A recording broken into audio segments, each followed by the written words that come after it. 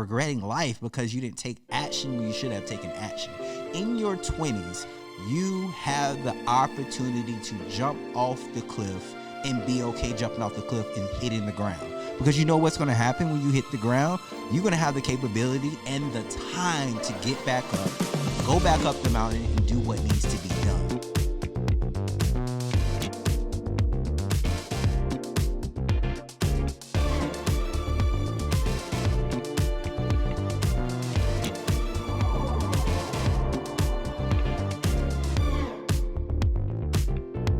So this is episode 7, Thanksgiving Day. What's going on? So, guys, what I want to talk about today is really being thankful of the opportunities that you have in life. So I was watching this film with a couple of my film students, and it was a film where the guy was sitting in the chair. And every single time the door opened, he'll look. It'll shut. Next time he'll look, he'll maybe move a leg. Shut. Then the time after that, what he would do, he will kind of slightly get up, and it would shut. Then the last time when this door opens, he dashes. And what I want to say is that oftentimes we allow a lot of different opportunities to leave because we're just not ready. We're just not at that place where we think we're not ready. Okay? Let me say that, not that we're not ready. We think that we are not ready. And oftentimes it's that fear that's holding us back. And I want to say this. I feel as if I really wasted a lot of time in my 20s by being fearful and not jumping out as soon as I should have.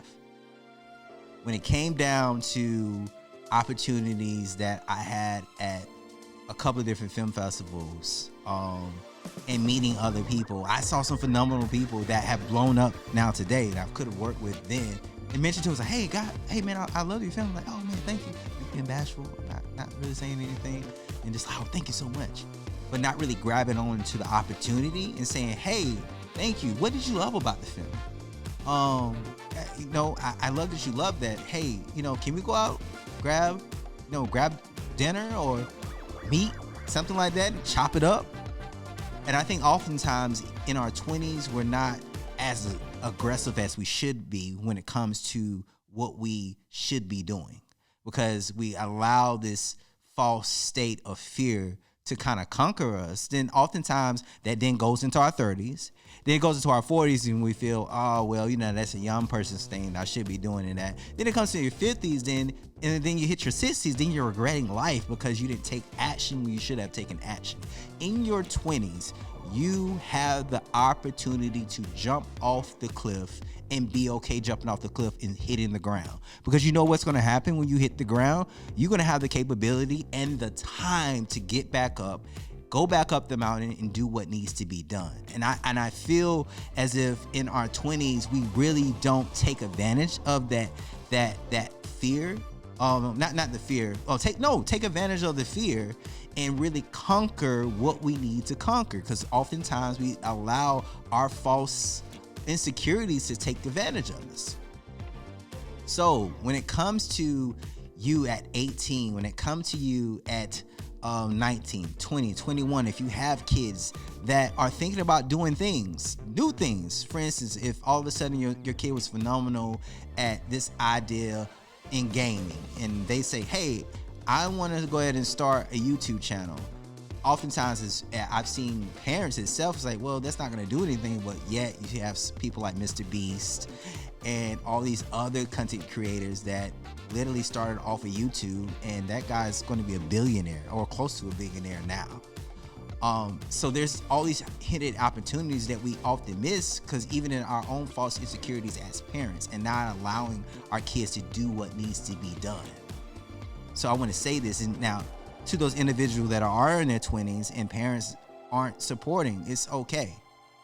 Do what needs to be done to do your future, okay? And be focused on that. And oftentimes, if friends are not supporting, that's totally okay. And I know sometimes we feel like, oh, friends should be the first people supporting. Maybe your friends are not supporting because they don't believe in their own dreams. So how are they going to support your dream when they don't even believe in themselves? And oftentimes, when you have friends, you have friends, especially in your 20s, you have friends that are on equal footing with you. So if I'm swimming and I'm sinking, and my friend is in the same pool with me, and that's sinking at the same time, how are we going to help each other when we're both sinking? So be that better friend and like, hey, well, I know you're not supporting. It's cool. I'm gonna do this. I'm gonna do what's best for me, and maybe that may put some urgency in them to do what needs to be done. And I feel in our 20s, and even if I you know, I did these amazing things so far as I saved enough cash and I brought a lot of my equipment and I started my company and different things like that, but I still didn't take advantage of the opportunities because of fear. There's a lot of things that I could have been doing, but I didn't because of fear. So don't let fear be that thing that holds you back. Don't miss opportunities because you feel as if you're too young. You are at the prime state of your life.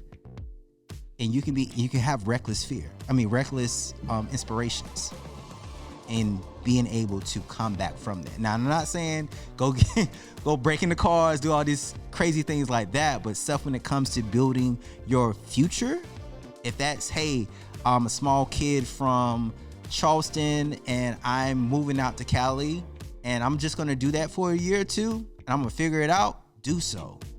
I'll never forget my wife, 18 years old, moving to New York, no support at all, and saying, I'm going to do this. And she did it, and she made it. She lived there, I think, 7-8 years from nothing.